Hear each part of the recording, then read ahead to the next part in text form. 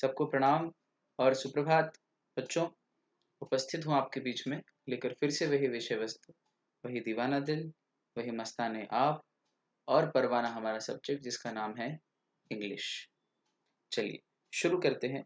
हम लोग पढ़ रहे हैं एक्टिव पैसिव वॉइस और बहुत ही तगड़ा पढ़ने की हम लोग कोशिश कर रहे हैं conceptually, once and for all. Life में दोबारा कभी ना पढ़ना पड़े हम लोगों को इसे। और बेसिक्स ऑफ इंग्लिश है यार, एक्टिव पैसिव वॉइस आना बहुत इंपॉर्टेंट है। चले तो कोर्स के लिए भी इंपॉर्टेंट है, इंग्लिश लर्निंग लाइफ के लिए भी बहुत इंपॉर्टेंट है। एक्टिव पैसिव वॉइस में हम लोगों ने 7 रूल किए। आज हम लोग स्टार्ट कर रहे हैं रूल नंबर 8 से।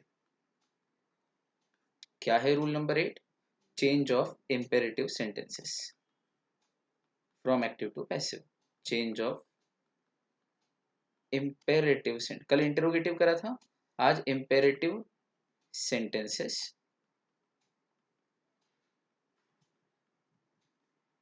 From active to passive. चलो भाई, change of imperative sentences. Imperative sentences कितने प्रकार के होते हैं पहले ये तो देख लें। तो इम्पेरेटिव सेंटेंसेस होते हैं रिक्वेस्ट वाले, इम्पेरेटिव सेंटेंस होते हैं एडवाइस वाले, इम्पेरेटिव सेंटेंस होते हैं ऑर्डर वाले और इम्पेरेटिव सेंटेंसेस होते हैं सजेशन वाले।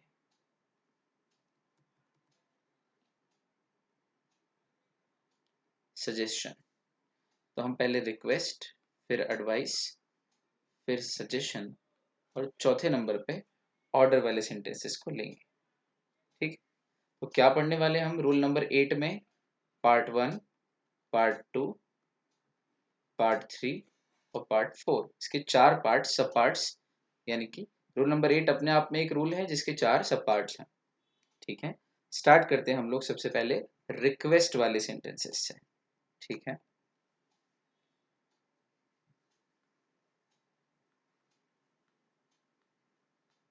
रिक्वेस्ट वाले सेंटेंसेस कौन से होते हैं? Sentences that contain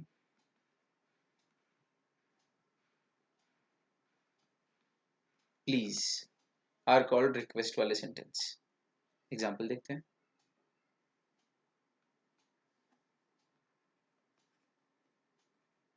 please give me your book, ये रिक्वेस्ट है।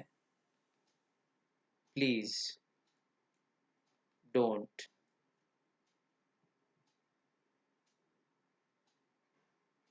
हिट मी, कृपया मुझे मत मारो। Please don't hit me. Please talk to me, please मुझसे बात करो। ऐसा लड़कों के साथ अनफॉर्चुनेटली बहुत बार हो सकता है, लड़की के साथ भी हो सकता है ना। You always take the other side of the theory in consideration, है ना, जब मैं कहूँ तो one of the persons in the relationship, be it a girl or a boy, is not talking to the other one, रूठ गया है, तो you tend to request and try to coax the person, है ना? You try to coax the person. Coax means COAX, coax यानी मनाना। देखो नया वर्ड मिला ना आज आपको। और coerce means coerce, coerce means forcefully consent लेना, पीड़ित करके। अच्छा, इसी का नाउन फॉर्म है क्या वो जो आप लॉ में पढ़ते हो, कोयर्शन? हाँ, coercion, and influence, fraud, misrepresentation, mistake, 5 flaws in free consent, याद आ रहे? तो कोयर्शन किससे बना है? Coercion is the noun of coerce. Coerce means जबरदस्ती, फोर्सफुली, पीड़ा देके किसी से हाँ बुलवाना, कोयर्शन। और किसी को जेन्युइनली मनाना इज नोन एज कोक्स। ठीक, कोक्स का एंटोनिम है कोयर्स, कोयर्स का एंटोनिम है कोक्स। कोक्स, कोयर्स। प्यार से मनाना कोक्स, पीड़ित करके मनवाना अपनी बात फोर्सफुली कोयर्स। तो अब आप क्या करते हो? You try to coax your girlfriend या boyfriend, please talk to me baby, please talk to me, this is why you call it a request, please talk to me. चलो मैं तो आपको एग्जांपल दे रहा था कि भाई ये वो सेंटेंसेस हैं जिनमें रिक्वेस्ट है, क्योंकि दीज सेंटेंस कंटेन या in fact they start with please. ठीक है, तो ये हो गया रिक्वेस्ट वाला सेंटेंस। इनका पैसिव कैसे बनेगा, ये तो एक्टिव है, ये तीनों एक्टिव वॉइस के सेंटेंस बनाए, इनका पैसिव कैसे बनेगा? तो पैसिव बनाना बहुत ही सरल है। इसके पैसिव का वर्ब स्ट्रक्चर लिख लो, या सिर्फ स्ट्रक्चर बोल लो, एक ही बात है। पैसिव का स्ट्रक्चर लिख लो आप। स्ट्रक्चर के फॉर्मूले याद करना आसान रहता है, इसलिए यू आर रिक्वेस्टेड टू, ये लिखा, प्लस मेन वर्ब का फर्स्ट फॉर्म, यहाँ थर्ड फॉर्म नहीं आएगा, फर्स्ट फॉर्म ही आएगा, क्योंकि रिक्वेस्टेड टू में थर्ड फॉर्म आएगा ना, रिक्वेस्ट रिक्वेस्टेड रिक्वेस्टेड, तो यू आर रिक्वेस्टेड टू में थर्ड फॉर्म अगर रिक्वेस्ट में आ गया तो फिर मेन वर्ब फर्स्ट फॉर्म में आ जाएगी, और बाकी एज इट इज सेंटेंस।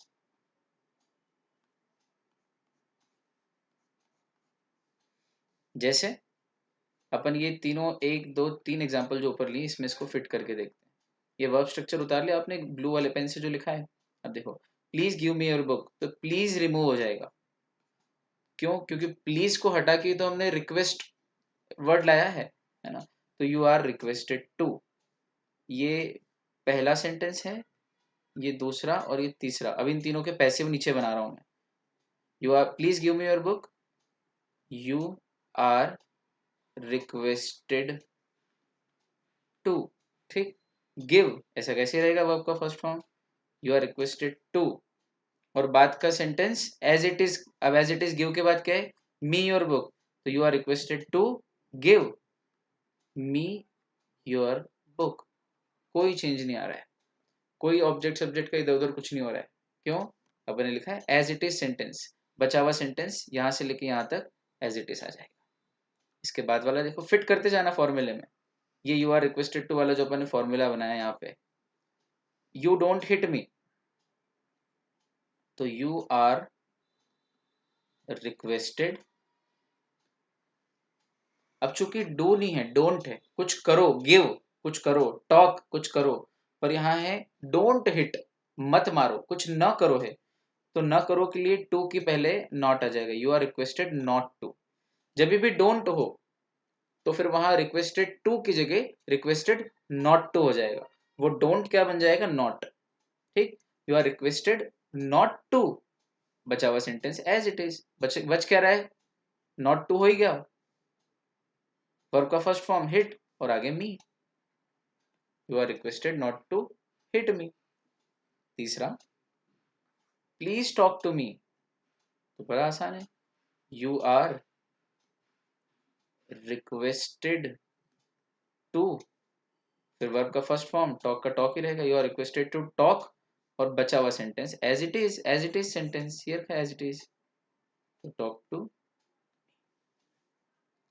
है ना आसान। You are requested to talk to me, ये हो गए हमारे रिक्वेस्ट वाले सेंटेंस। चलो अगले टाइप ऑफ सेंटेंस है एडवाइस। रिक्वेस्ट ओवर, रिक्वेस्ट में क्या करना है, अगर मैं शॉर्ट में कहूं तो यू आर रिक्वेस्टेड टू, बस इतना ऐड कर देना है। और अगर सेंटेंस नेगेटिव हो, नहीं करने का हो, तो you are requested not to, बस इतना शुरू में ऐड कर देना है, और बाकी वर्ब का फर्स्ट फॉर्म और उसके बाद बचा हुआ सेंटेंस एज इट इज। बहुत आसान है रिक्वेस्ट वाले इंपेरेटिव सेंटेंसेस के एक्टिव को पैसिव में कन्वर्ट करना। ये तीनों ऊपर के तीन सेंटेंसेस के पैसिव है, कहीं कंफ्यूजन की कोई गुंजाइश छोड़ी ही नहीं है हमने। देख लिए स्लाइड अच्छे से बच्चों ने, आपने स्पीड बढ़ाई थोड़ी सी अपनी, मैं लिखते जाऊं मेरे साथ साथ लिखते जाया करो अपनी कॉपी में। अगला सेंटेंस है इंपेरेटिव में एडवाइस वाला।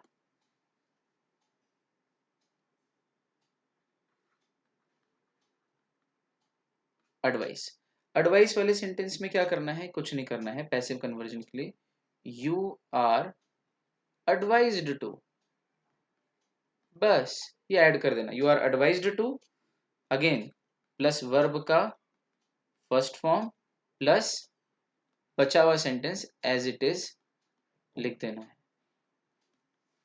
ये इसका स्ट्रक्चर है। ठीक, बहुत अच्छा। तो फिर कुल मिला के सार क्या निकला, यू आर एडवाइज्ड टू, ये हम ऐड कर देंगे, और अगर नेगेटिव हुआ, डोंट करके हुआ, तो you are advised not to, you are advised not to add कर देंगे, है ना, ऑप्शन है या तो टू या नॉट टू। ठीक, अच्छा मजे की बात देखो इसके अंदर एक, आप मुझसे पूछोगे सर ये ADVIC एडवाइस लिख रहे हो आप यहाँ पे, और यहाँ एडवाइस्ड की स्पेलिंग में यहाँ पे और यहाँ पे एडवाइस में आप लिख रहे हो ADVISE, तो इन दोनों में अंतर क्या है, अंतर है नाउन और वर्ब का, बस। दोनों का अर्थ सलाह ही होता है, ADVIC एडवाइस यानी भी सलाह, और ADVISE एडवाइस यानी भी सलाह, लेकिन एक नाउन फॉर्म है और एक वर्ब फॉर्म है।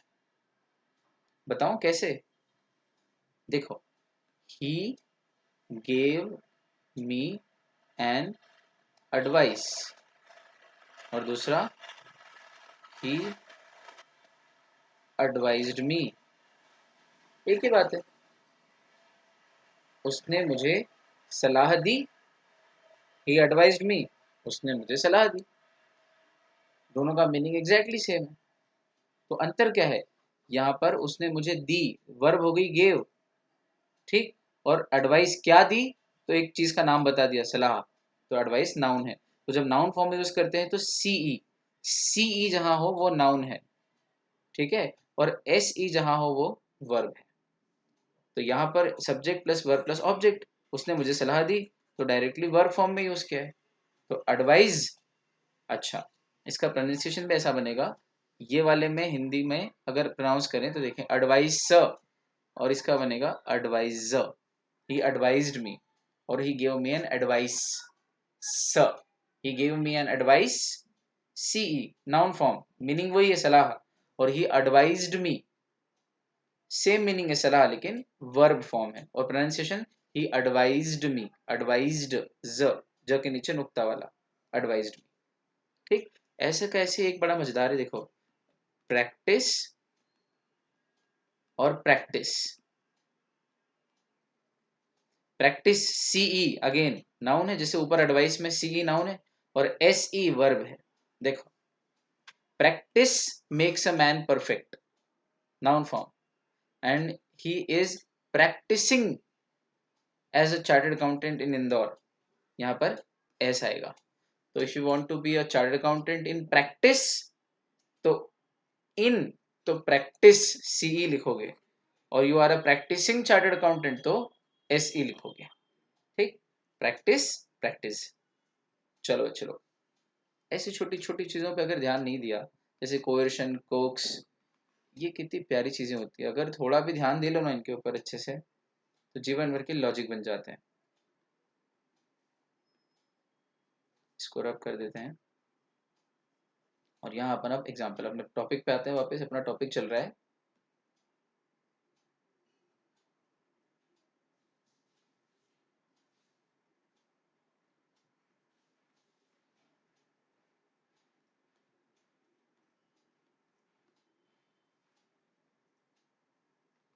तो बैठा बच्चा,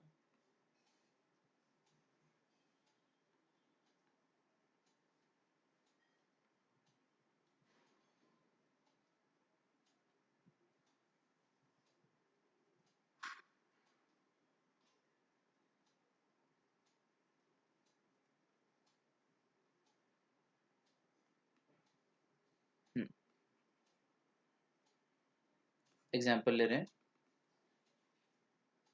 एडवाइस का, don't look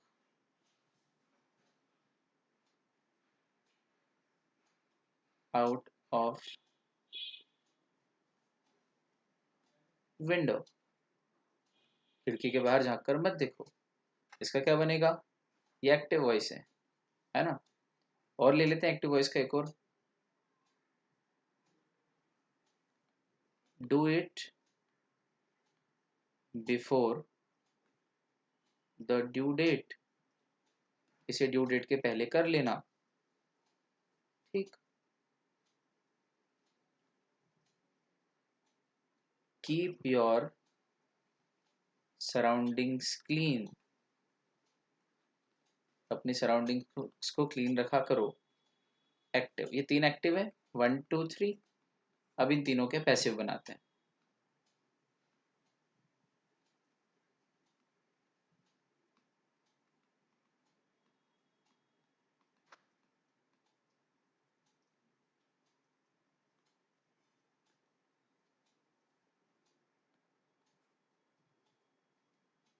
don't look out of window. अब इसका क्या बनेगा? अपना स्ट्रक्चर देखो।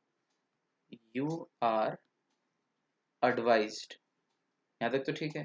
टू आएगा कि नॉट टू? तो डोंट है इसलिए नॉट टू आएगा। You are advised not to, और बचा हुआ सेंटेंस ऐसा कैसे? वर्ब का first form, look out of window as it is. You are advised not to look out of window. ये passive voice. Second, do it before the due date. तो you are advised to, do verb का first form, बचा हुआ as it is, before the due date. तीसरा, keep your surroundings clean. तो you are advised to keep your surroundings clean. ये हो गया भाई, तीन एक्टिव तीन पैसिव एडवाइस वाले सेंटेंसेस के। क्लियर एकदम। करना क्या है एडवाइस में भी? जो हमने रिक्वेस्ट में किया था, यू आर रिक्वेस्टेड टू, यहाँ पर यू आर एडवाइज्ड टू। बस। सर हमको कैसे पता लगेगा कि ये सेंटेंस एडवाइस है कि रिक्वेस्ट? अरे ये तो बहुत इजी है। प्लीज हो तो रिक्वेस्ट, और प्लीज ना हो तो फिर उसको बोल के देखो। बोलने पे आपको लगेगा अच्छा don't look out of window, ये ऑर्डर भी हो सकता है ना, किसी बड़े का दिया हुआ। तो अब आपको जैसा अच्छा लगे। ठीक, क्योंकि ऑर्डर भी इंपेरेटिव है, एडवाइस भी इंपेरेटिव है, और रिक्वेस्ट भी इंपेरेटिव है, सजेशन भी इंपेरेटिव है। तो कई बार उस चीज को बोल के देखो। Do it before the due date, ये रिक्वेस्ट तो नहीं लग रही क्योंकि इसमें प्लीज नहीं है। अब बच्चा ऑर्डर और एडवाइस, तो ये ऑर्डर जैसा भी नहीं लग रहा है ना, do it before the due date, तो फिर आप इसको एडवाइस में ले लो। क्योंकि जनरली एडवाइस होती है कि देख इसको ड्यू डेट के पहले कर लेना, है ना। तो ये एडवाइस लग रही है। तो ये आपको बोलने के और अपने मन में दोहराने के बाद एक लॉजिक पता लगेगा कि ये एडवाइस के फॉर्म में लग रहा है, इसलिए इसको मैं you are advised to. Sir हमको तो लग रहा है कि don't look out of window, teacher ने बच्चे को आदेश दिया, ए खिड़की के बाहर मत झांक, don't look out of the window. तो ये टीचर ने आदेश दिया है। हाँ बिल्कुल बराबर है, आप इसको आदेश भी मान सकते हो। तो अगर इस सेंटेंस का पैसिव आप बनाते, you are ordered not to look out of window, exam में अगर आता तो गलत नहीं होता, है ना। तो कुछ ऐसे सेंटेंसेस होते हैं जिनको देखने के बाद, पढ़ने के बाद आप मन में घुमाओ, उसको बोल के देखो, और आपको जो फॉर्म उचित लग रहा है वो फॉर्म आप बना सकते हो, कोई प्रॉब्लम नहीं है। क्योंकि ये वो कुछ सेंटेंसेस हैं जिनको बोलने वाला अपने अंदाज में बोलता है तो पता लगता है कि वो ऑर्डर के अंदाज में बोल रहा है कि सलाह के। यही बात अगर प्रेम से बोली जाए, don't look out of window, है ना, खिड़की के बाहर मत झाँको, है ना, गाड़ी में बैठे हैं, बस में बच्चे खिड़की के बाहर मुंह निकालते हैं, don't look out of window. तो ये किसी दूसरे स्टूडेंट ने बोला अपने दोस्त से, एडवाइस है ना, काइंड ऑफ। तो अब डिपेंड करता है कि बोलने वाला कौन है और बोलने का अंदाज क्या है, अंदाजे बयां क्या है। ठीक। तो कभी कभी लिखे हुए में तो पता चलता नहीं, बोला हुआ सुनते तो हम बता देते कि इतनी कड़क बोला है मतलब ऑर्डर है, या अच्छे से बोला है तो। और फ्रेंड बोला है ना कि अथॉरिटी, टीचर नहीं बोला है इसलिए मतलब ऑर्डर तो नहीं है, फ्रेंड ने बोली है ये बात, इसका मतलब एडवाइस हो सकती है। लेकिन वो तो तब जब हम ओरली किसी को बोलते हुए सुने, लिखे हुए में तो हमको लहजा पता नहीं लगता ना। लिखे हुए में तो शब्द सिर्फ ब्लैक एंड व्हाइट में है, उसके पीछे का अंदाजे बयां तो पता लगता ही नहीं है। तो फिर हमारे पास ऑप्शन होता है कि हम इसको कभी कभी ऑर्डर भी ले सकते हैं, कभी कभी एडवाइस भी। पर कुछ सेंटेंसेस तो इतने क्लियर होते हैं जिसके अंदर नजर ही आता है कि ये एडवाइस है। जैसे कि नीचे वाला second sentence, do it before the due date, ये एडवाइस ही लग रहा है। तीसरा वाला कीप योर सराउंडिंग्स क्लीन, ये भी एडवाइस ही लग रहा है, ऑर्डर लग ही नहीं रहा है। और अगर लगता भी है ऑर्डर तो वैसा भी बना सकते हैं, कोई इशू नहीं है। आया? बहुत अच्छा। तो कल को कोई कंफ्यूजन दिमाग में, if a confusion creeps in your mind, तो उसको भी मैंने पहले से ही सुलझा दिया, घबराना मत। चल भाई, ये हो गए एडवाइस वाले सेंटेंस। अब आते हैं सजेशन वाले सेंटेंस। सजेशन, मैंने कहा था सजेशन की सजेशन, तो इट्स सजेशन।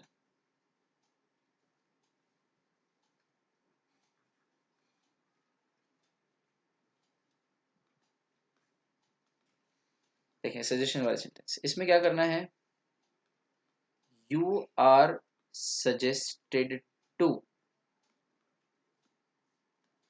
आपको लग रहा होगा ऐसा करें, पर ऐसा नहीं करना है। मतलब ऐसा नहीं कि नहीं कर सकते, लेकिन इससे बढ़िया एक फॉर्मेट है, वो करना है। क्या करना है, शुड बी या ऑट टू बी या must B.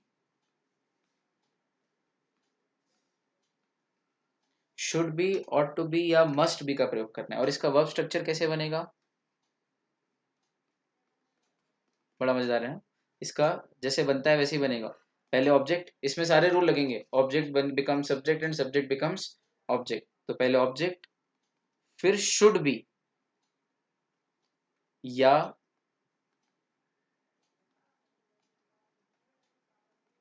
Ought two plus B या मस्ट प्लस बी।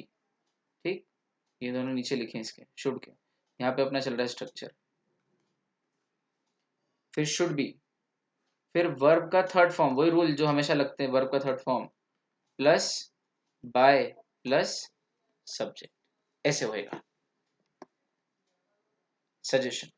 आपके दिमाग में प्रश्न आएगा, सर सजेशन यानी भी सलाह, एडवाइस यानी भी सलाह, तो दोनों में अंतर क्या है? तो दोनों में थोड़ा अंतर है। वैसे तो दोनों कैन बी यूज्ड इंटरचेंजेबली, लेकिन फिर भी बारीक सा मामूली सा अंतर दोनों कंसेप्ट में है, जो मैं आपके साथ थोड़ी देर बाद डिस्कस करूंगा, और सिर्फ हम कर रहे हैं इस समय पूरे इंडिया में। चलो, मोस्टली। चलो, इसका वर्ब स्ट्रक्चर लिखा आप लोगों ने, object plus should plus be plus verb का third form plus by plus subject. चलो एक सेंटेंस बना के बताता हूं आपको। पहले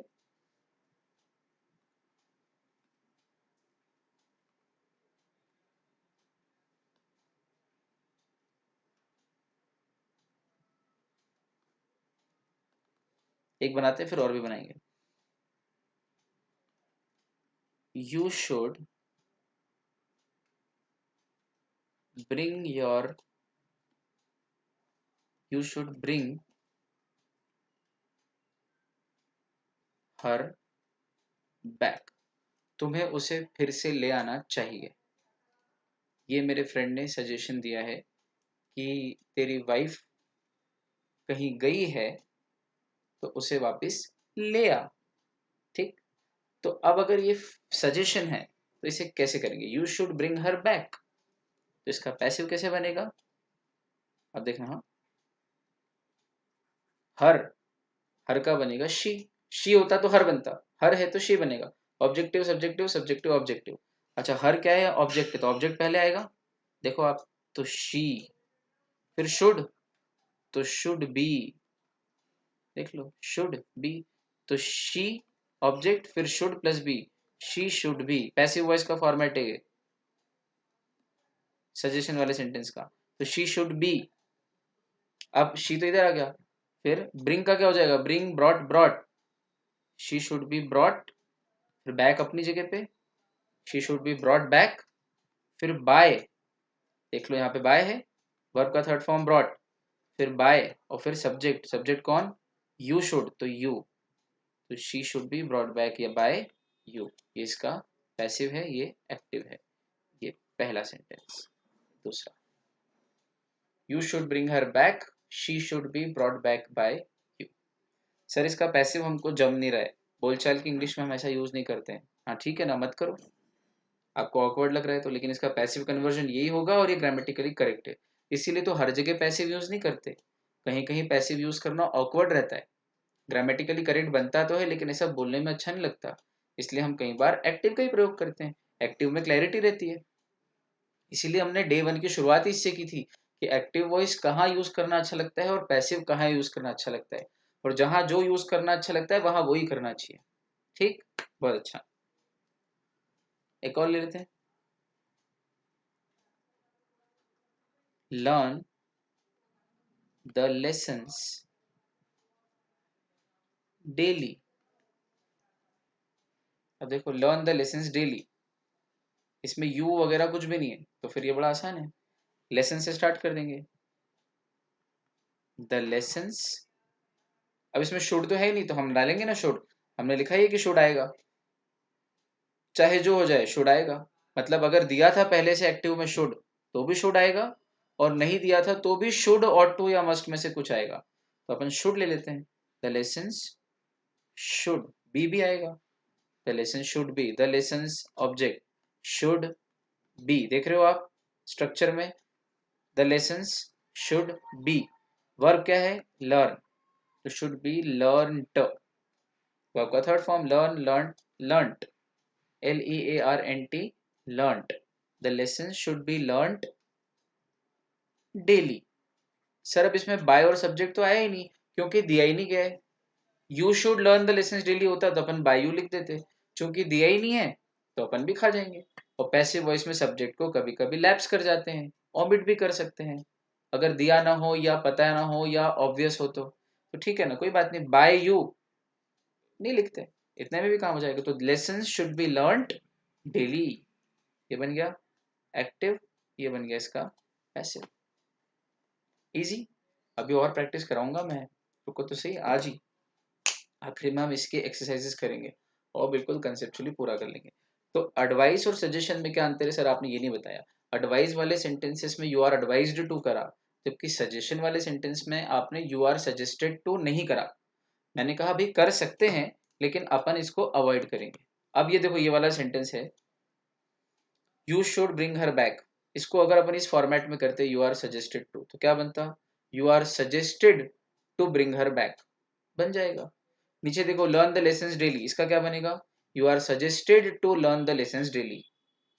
वो यू आर सजेस्टेड टू, फिर वर्ब का फर्स्ट फॉर्म और फिर सेंटेंस एज इट इज।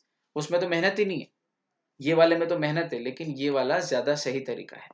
ठीक, तो इसका फिर वर्ब स्ट्रक्चर क्या है, बोले वही जो नॉर्मल तरीका होता है, सब्जेक्ट की जगह ऑब्जेक्ट, ऑब्जेक्ट की जगह सब्जेक्ट, सब्जेक्ट के पहले बाय, मेन वर्ब का थर्ड फॉर्म, फिर बी नाम की हेल्पिंग वर्ब।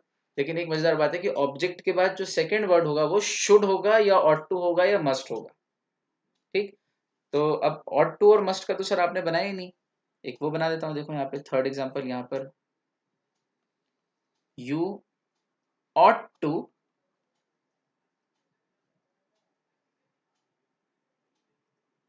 चेंज, पर ये जमेगा नहीं ना कपड़े बदलना। You ought to respect the national anthem. भाई नेशनल एंथम अगर बचता है तो तुमको खड़ा होना ही चाहिए उसके ऊपर। ये यहाँ बना रहा हूँ मैं सेंटेंस, थोड़ा सा जगह कम है और इसी पेज पे बनाना है, इसलिए you ought to respect the national anthem. लिख लो बच्चों, है ना, आपके पास तो कॉपी बढ़िया है। You ought to respect the national anthem, ये एक्टिव वॉइस है। इसका पैसिव क्या बनेगा, द नेशनल एंथम, लिखो फटाफट। इसका पैसिव बनेगा, ऑब्जेक्ट पहले आएगा, तो the national anthem, national anthem का एन कैपिटल लिखना हर जगह, एंथम का भी ए कैपिटल लिखना, द नेशनल एंथम। अब ऑट टू अपनी जगह रहेगा और उसके साथ बी जुड़ जाएगा, the national anthem ought to be respected by you, ये बन गया इसका पैसिव वॉइस। अच्छा, मस्ट अगर होता तो you must respect the national flag, must का भी लिख लो, बस नेशनल एंथम की जगह नेशनल फ्लैग कर लो और टू की जगह मस्ट कर लो, तो एक सेंटेंस और बन जाएगा, you must respect the national flag. इसका पैसिव क्या बनेगा, the national flag must be respected by you. तो अगर दिया ही हो सेंटेंस में मस्ट, तो उसके पैसिव में भी मस्ट आएगा। दिया ही हो सेंटेंस के एक्टिव वॉइस में ऑट टू, तो उसके पैसिव में भी ऑट टू आएगा। और अगर शुड दिया हो तो उसके पैसिव में शुड आएगा, और कुछ न दिया हो जैसे कि learn the lessons daily, second वाला एग्जांपल, इसमें तो कुछ भी नहीं दिया था, न ऑट टू, न शुड, न मस्ट, तो फिर हम इन तीनों में से कोई ना कोई सा एक तो ले ही लेंगे, और कुछ नहीं समझ में आए तो शुड ले लेना चाहिए। The lessons should be learned daily. I concept समझ में? देखो एग्जांपल बनाने से चीजें क्लियर हो जाती है। परफेक्ट। सजेशन वाले सेंटेंसेस। अभी एडवाइस और सजेशन के बीच में अंतर तो बताया ही नहीं है,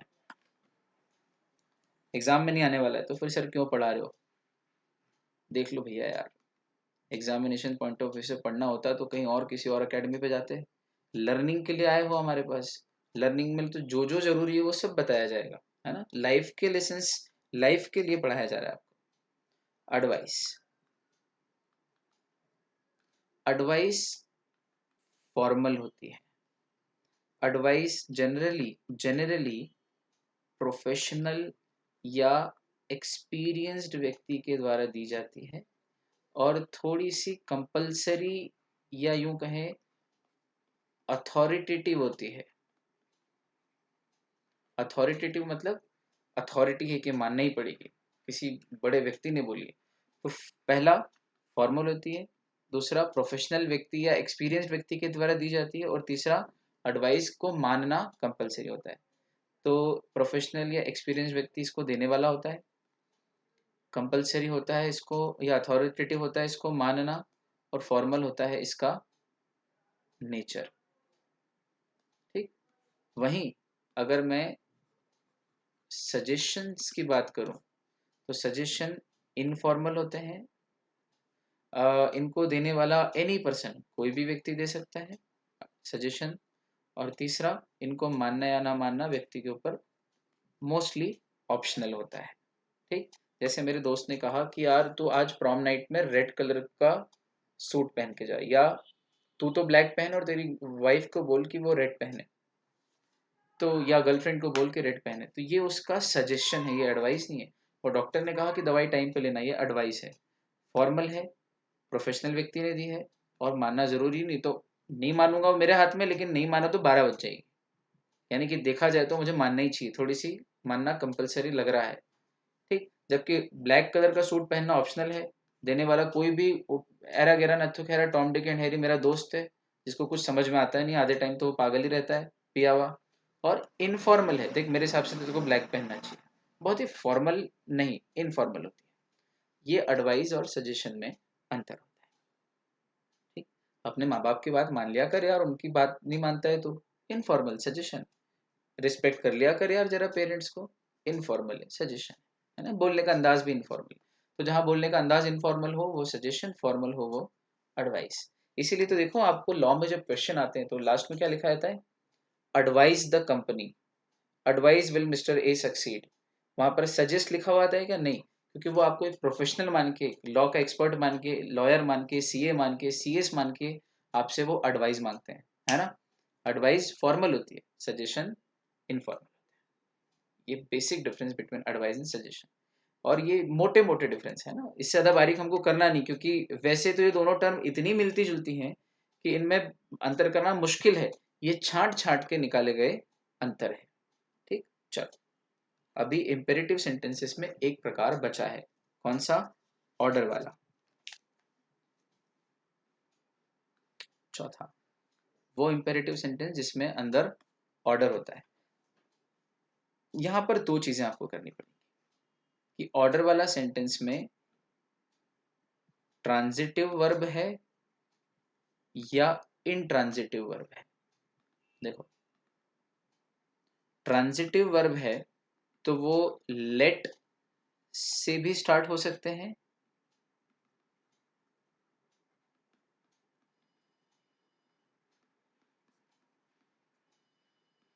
या यू आर ऑर्डर्ड टू से स्टार्ट हो सकते हैं।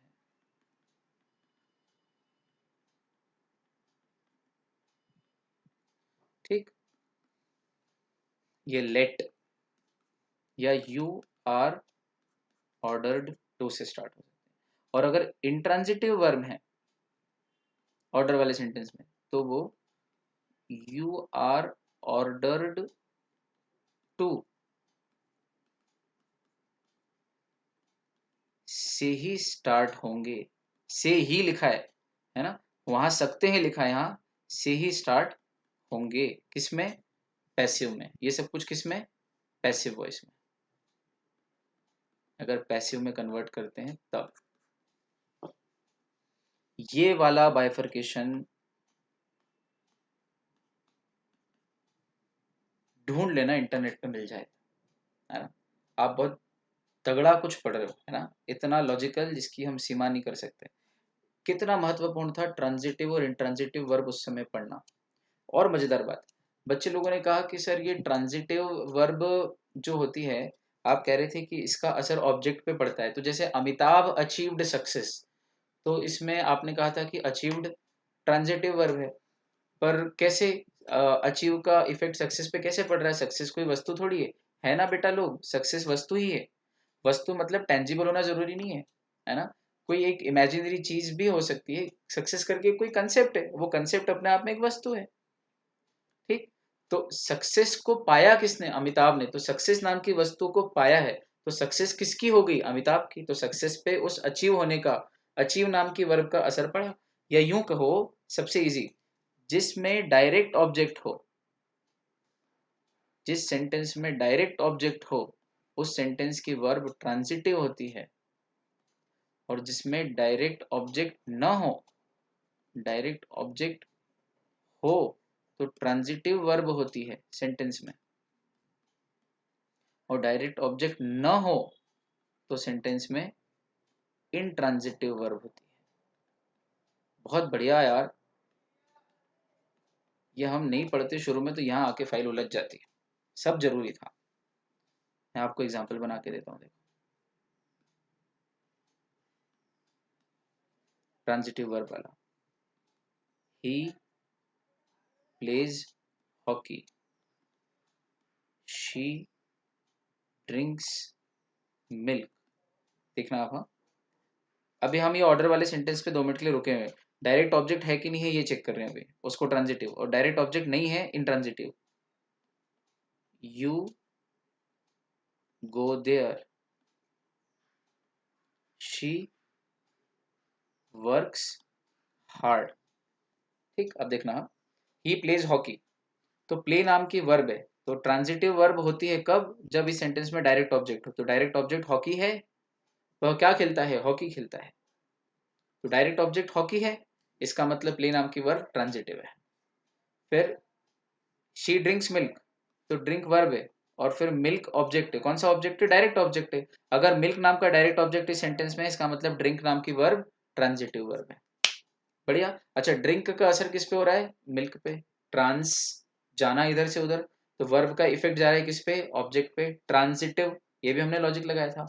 और एक लॉजिक लगाया था, पैसिव बन रहा है कि नहीं बन रहा है। She drinks milk, milk is drunk by her. He plays hockey, hockey is played by him. अच्छा, प्ले का असर किस पे पड़ रहा है? प्ले का असर हॉकी पे पड़ रहा है, हॉकी खेलने में आ रही है। आया? तो इसका मतलब ये ट्रांजिटिव वर्ब है, प्ले और ड्रिंक। नीचे वाला सेंटेंस देखो आप, इन ट्रांजिटिव वर्ब के दोनों। यू गो देयर, तुम वहां जाते हो। अच्छा, देयर नाम का कोई ऑब्जेक्ट है क्या? नहीं, देयर नाम का कोई ऑब्जेक्ट नहीं है। यू गो देयर, तुम जाते हो वहां, लेकिन वहां जो है वो कोई वस्तु नहीं है। शी वर्क्स हार्ड, तो हार्ड करके कोई वस्तु नहीं है। वर्क, कितना कितना वर्क? बोले बहुत मेहनत वाला वर्क, कठिन, बड़ी परिश्रम के साथ काम करती है। तो ये तो वर्क की विशेषता बता है। हार्ड तो एडवर्ब है, हार्ड कोई वस्तु नहीं है। इसलिए इस सेंटेंस में वर्क के बाद जो हार्ड वर्ड है ये डायरेक्ट ऑब्जेक्ट नहीं है बल्कि एडवर्ब है। यू गो देयर, गो क्या है?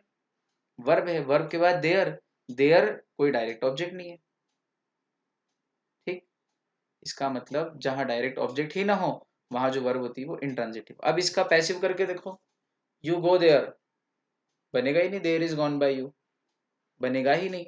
She works hard, hard is worked by her, बनेगा ही नहीं। इसका मतलब इंट्रांजिटिव वर्ब वाले सेंटेंसेस के पैसिव वॉइस नहीं बनते। ट्रांजिटिव वर्ब वाले सेंटेंसेस के पैसिव वॉइस बनते हैं।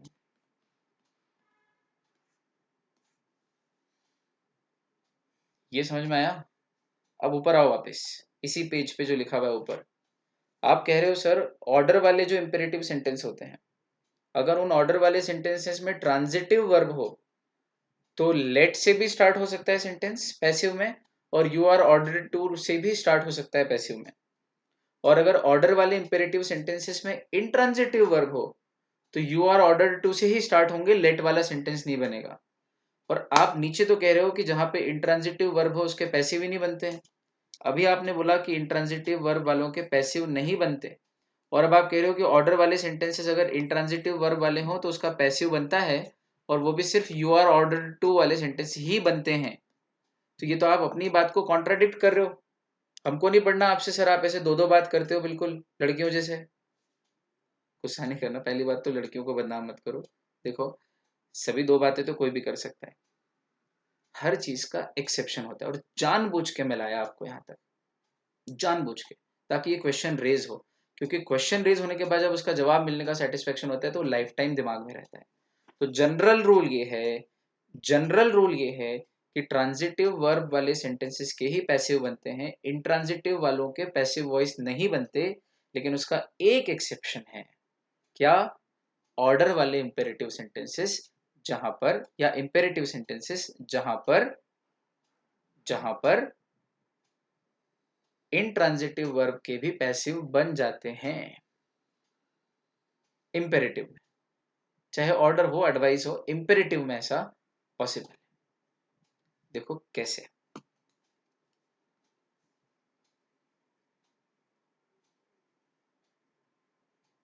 ये स्लाइड अपन पूरी करते हैं ना। इतना आपने लिख लिया, लेट से ट्रांजिटिव वाले लेट से स्टार्ट हो सकते हैं, या you are order to be से भी स्टार्ट हो सकते हैं, और इंट्रांजिटिव वाले यू आर ऑर्डर टू से ही स्टार्ट होंगे। ठीक, अब देखो, मैं व्यवस्थित ट्रांजिटिव वर्ब वाले सेंटेंसेस की एक लिस्ट बनाता हूं, और इंट्रांजिटिव वर्ब वाले सेंटेंसेस की भी एक लिस्ट बनाता हूं। चलो सेंटेंस बनाते हैं। Go there,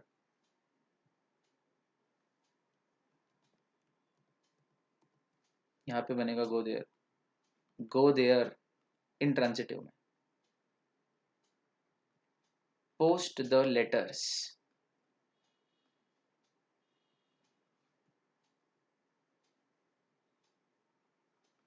cut the vegetables,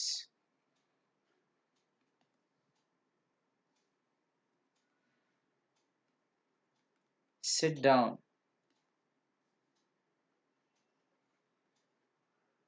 don't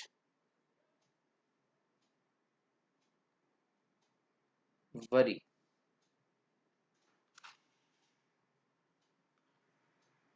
hold the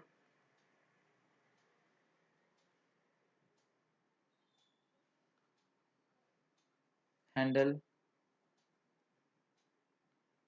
properly. अब देखो आप, पोस्ट द लेटर्स, पोस्ट करो वर्ब, किसे? लेटर्स को। यानी वर्ब का इफेक्ट पड़ रहा है किस पे? लेटर्स पे। पोस्ट कौन हो जाएंगे? Letters. Post the letters, transitive verb है पोस्ट, लेटर ऑब्जेक्ट है, direct object. Cut the vegetable, cut करो किसे? वेजिटेबल को। वेजिटेबल ही कट होगी, वेजिटेबल पे इफेक्ट आ रहा है, मतलब ये ट्रांजिटिव वर्ब है cut. Hold the handle properly, किसको होल्ड करेंगे? हैंडल को। हैंडल डायरेक्ट ऑब्जेक्ट है जिसको होल्ड करने की क्रिया की जाएगी। होल्ड वर्ब है, हैंडल डायरेक्ट ऑब्जेक्ट है। ठीक, तो इन तीनों सेंटेंसेस में पोस्ट ट्रांजिटिव वर्ब है, कट ट्रांजिटिव वर्ब है, होल्ड ट्रांजिटिव वर्ब है। मतलब मैंने सही बनाया ये ट्रांजिटिव वर्ब वाले सेंटेंस। अच्छा, सुन के ही लग रहा है आपको पोस्ट द लेटर्स, है ना? प्लीज नहीं लिखा है मतलब रिक्वेस्ट नहीं है, एडवाइस भी नहीं मान रहे अपन, इसको ऑर्डर मान रहे। तो ये ऑर्डर वाले इंपेरेटिव सेंटेंस है, ऑर्डर वाले इंपेरेटिव। देखना, इंट्रांजिटिव वर्ब वाले क्या बनाया मैंने? गो देयर, वहां जाओ। गो वर्ब है, गो वर्ब है, मतलब वर्ब तो है, पर वस्तु तो कोई है ही नहीं जिसके ऊपर इफेक्ट पड़ रहा हो, इसका मतलब इंट्रांजिटिव है। सिट डाउन, सिट वर्ब है, वर्ब है सिट, पर इंट्रांजिटिव है। डाउन तो जगह का नाम है, नीचे, डाउन तो प्रीपोजिशन है, ऑब्जेक्ट तो कोई है ही नहीं। डोंट वरी, तो डोंट यानी मत करो, क्या?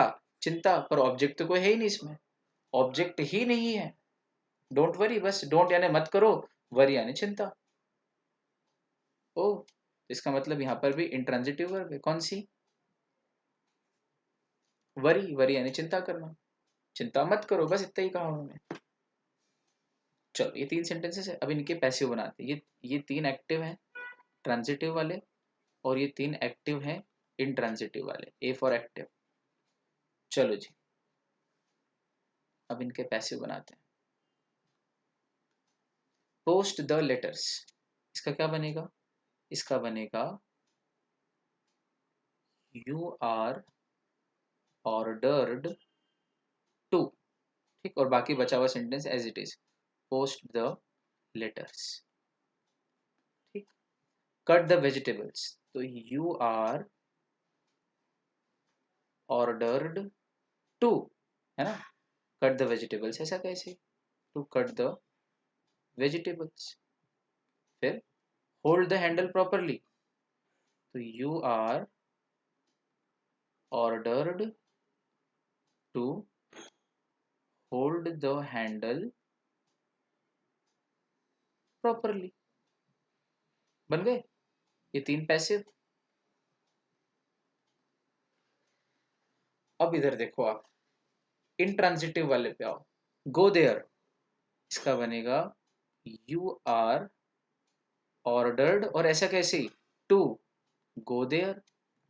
फिर सिट डाउन, तो you are ordered to sit down. और तीसरा don't worry, you are ordered, और क्या रूल था अपना? अगर डोंट करके आ जाए तो फिर टू के पहले नॉट लग जाएगा, you are ordered not to, वही अपन ने एडवाइज्ड में रिक्वेस्ट में भी यही रूल लगाया था, you are ordered not to worry. ये 3 पैसिव बन गए।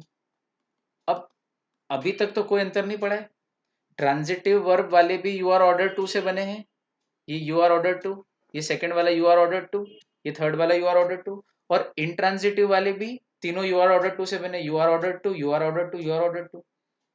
पर मजा ये है, अभी आपके दिमाग में चली रही वो बात, चिंता मत करो, मजा ये है कि जो ट्रांजिटिव वर्ब वाले हैं उनका लेट से भी बन सकता है, लेट से भी बन सकता है। कैसे? पोस्ट द लेटर्स, तो इसका बनेगा लेट, फिर ऑब्जेक्ट पहले आएगा। अगर लेट वाले तरीके से बना रहे हो तो वही रूल चेंज होगा, मतलब वही रूल लगेगा, object become subject, subject becomes object. तो लेट द लेटर्स पहले आएगा, लेट द लेटर्स, फिर आएगा बी, और फिर वर्ब का third form posted, let the letters be posted. ये भी एक पैसिव फॉर्म है, मतलब इसके 2 पैसिव बन सकते हैं, या तो ये वाला या ये वाला, दोनों सही है।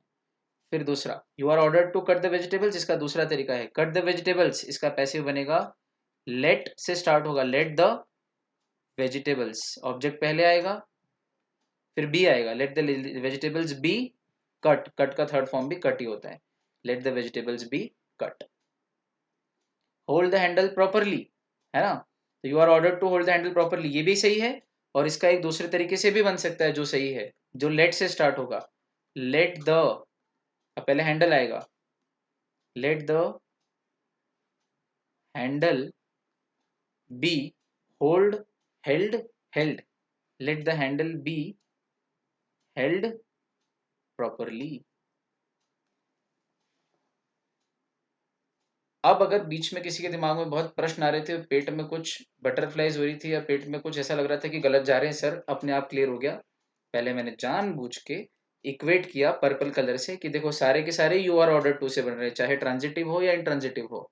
फिर 3 ग्रीन कलर से मैंने लेट द वाले भी बना दिए। अब लेट द वाले इधर बना के देखें इंट्रांजिटिव में, यहां पर बनाए लेट द वाले, नहीं बनेंगे। Go there, let there be gone, गलत। Sit down, let sit down, पता नहीं कुछ नहीं बनेगा। Don't worry, let not be worried, गलत, बनेगा ही नहीं।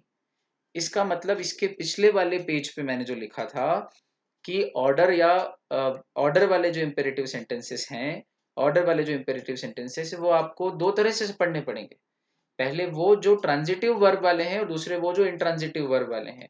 जो ट्रांजिटिव वर्ब वाले हैं उसके 2 तरह से बन सकते हैं, लेट द से भी बन सकते हैं, और यू आर ऑर्डर टू से भी बन सकते हैं, और जो इंट्रांजिटिव वर्ब वाले हैं वो सिर्फ और सिर्फ यू आर ऑर्डर टू से बनेंगे। कितना जरूरी है ट्रांजिटिव और इंट्रांजिटिव को पकड़ना, इसके लिए मैंने ट्रांजिटिव इंट्रांजिटिव को पहले पढ़ा चुका हूं और दोबारा फिर पढ़ाया जानबूझ के आज, रिवाइज कराते हुए, ताकि ये कंसेप्ट चीर फाड़ करके आपके दिमाग में हमेशा के लिए आ जाए। आया बच्चों समझ में? पार परफेक्शन गारंटीड समझ में आया? आया ना? पक्का? बहुत अच्छा। चलो फटाफट से कुछ सेंटेंसेस की प्रैक्टिस कर लो मेरे साथ। एक काम करता हूँ, मैं आपको देता हूँ होमवर्क। ठीक, कुछ सेंटेंसेस होमवर्क के दे रहा हूँ, फिर कल आपके साथ मैं उन सेंटेंसेस को सॉल्व करता हूँ। चलो फटाफट से लिखो, मैं होमवर्क दे रहा हूँ। रिक्वेस्ट के 4 सेंटेंसेस दूंगा, फिर मैं दूंगा आपको एडवाइस के 4, फिर दूंगा ऑर्डर के 4, और फिर सजेशन के 4। पहले रिक्वेस्ट के 4 लिखो, इन सब के 4 से स्टार्ट करो। Please come here, please complete this job first, या फिनिश दिस जॉब फर्स्ट। तीसरा, please don't make noise, please wait here until I return। ये हो गए 4 रिक्वेस्ट वाले। अब एडवाइस वाले 4। एडवाइस वाले सेंटेंस में लिख रहा हूँ पर्पल से। Advice, take your medicine on time, take your medicine on time, don't file your income tax, ये आईटी लिखा है मैंने, income tax return before March. मार्च के पहले नहीं भरना है, मार्च के बाद ही भरते हैं। तो don't file your income tax return before March. Obviously किसी सीए ने बोला होगा advice, professional. Keep a safe distance from the patient, keep a safe distance from the patient. मेरे साथ साथ लिखते जाओ बच्चों, या फटाफट से स्क्रीनशॉट ले लेना, फिर मैं कल ये सब आपके साथ डिस्कस करूंगा, इनके पैसे बनाऊंगा, फिर आप क्रॉस चेक करना कि आपने जो होमवर्क किया है वो ठीक किया है कि नहीं। और अगर इस ठीक किया है, इसका मतलब हमारी कंसेप्ट में कोई गड़बड़ नहीं है ना। और गड़बड़ की है तो मुझे फोन लगा के पूछ लो कुछ, है ना, व्हाट्सएप कर सकते हो। Work hard to get good marks in the exams, work hard to get good marks in the exams. एक पेज पे इसलिए लिख रहा हूँ ताकि आप ठीक से स्क्रीनशॉट भी ले सको अगर चाहो तो। ऑर्डर वाले देख लो, मैं बोल देता हूँ एक बार, ताकि ऐसा ना रहे कि आपका कुछ समझ में ना आए हैंड राइटिंग से। प्लीज कम हियर, रिक्वेस्ट वाले 4, please come here, please finish this job first. तीसरा, प्लीज डोंट मेक नॉइस। चौथा, please wait here until I return. ये 4। अब आप कोई बहाना नहीं दे सकते कि हमको दिखा नहीं या बोला, मैं क्लियर बोलता हूँ, एकदम एक्सेंट क्लियर है। एडवाइस वाले 4, take your medicine on time, don't file your IT return before March, keep a safe distance from the patient, work hard to get good marks in the exams.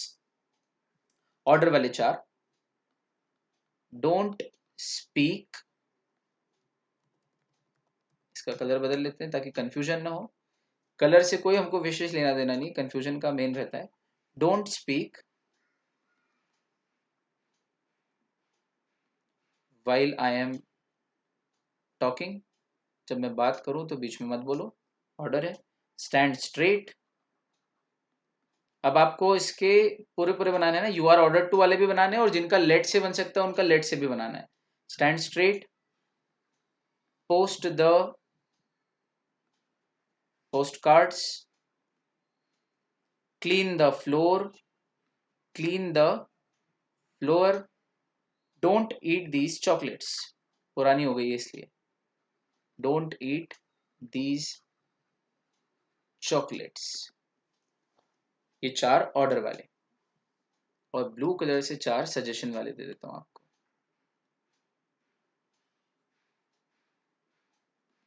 Suggestion वाले ओबे your parents.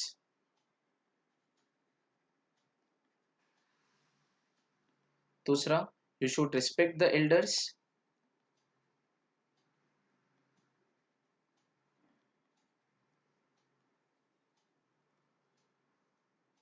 पहला, दूसरा।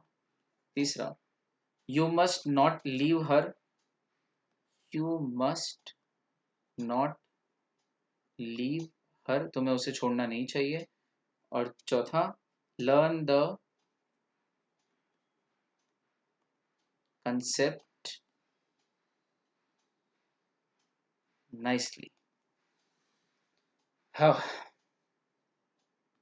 1 2 3 4, 1 2 3 4, 1 2 3 4 5। ओ, तो ये हो गए हैं total 17 sentences. And I will be checking your homework on an online mode. और कैसे मैं चेक कर पाऊंगा, बस कल मैं आपको ये सॉल्व करा दूंगा और आप मेरे साथ चेक कर लेना कि आपने सही लिखा कि नहीं। आप लोगों ने बहुत ही प्रेम से सुना, अनुग्रहित हूँ। अगली मुलाकात करते हैं कल। तब तक के लिए बच्चों, bye bye, take care and keep smiling. Thank you so much.